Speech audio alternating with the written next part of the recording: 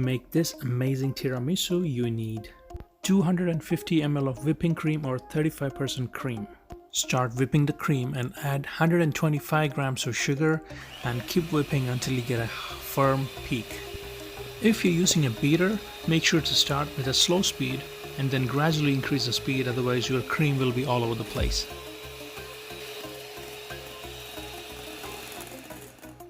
Now that we got the right consistency on the whipping cream, it's time to add mascarpone cheese. We're going to add 250 grams of mascarpone cheese right into it. This tub is almost 500 grams, so I'm taking half of it. It's about 250 grams, give or take. Next step is to fold that whipping cream into the mascarpone without overworking it. You can also use the beater if you have control over the speed.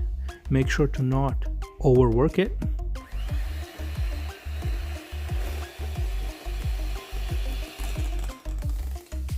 Now that's done, let's add 1 teaspoon of vanilla essence and 20 ml of marnier, which is an orange flavor liqueur. Here I'm using this instead of marsala wine. Now using a micropane, zest some orange into it and mix it again. A simple tiramisu goes a long way, but this takes it to the extra mile. So here, if you noticed, I have not used egg in this recipe, which makes it really simple. It's a classic Italian dessert that you can prepare very quick. Now let's keep that aside and work on the rest of the stuff. Now in a shallow bowl, get a couple of shots of espresso, or you can even make coffee, a really nice and strong coffee, and then add 30 ml of Grand Marnier.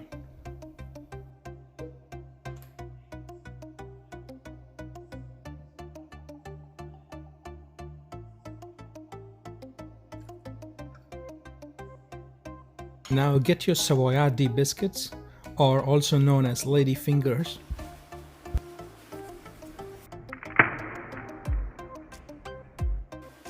Drop them in the coffee for a very brief time and take them out right away and place it in the dish that you wish to set your tiramisu. If you leave them any longer, that's going to turn into a mush, which you don't want. Here I'm preparing cute little portions of tiramisu rather than one large tray. It's totally up to you how you want to set it up.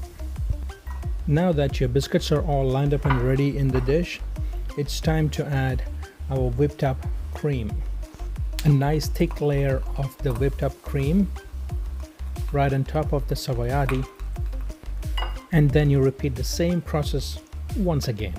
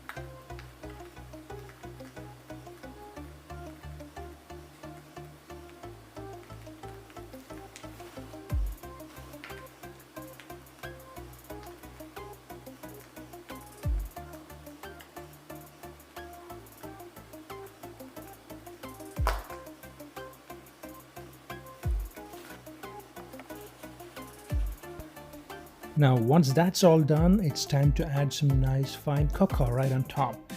Use it according to your taste. I don't like too much in it, that's why I'm just keeping it to a minimum.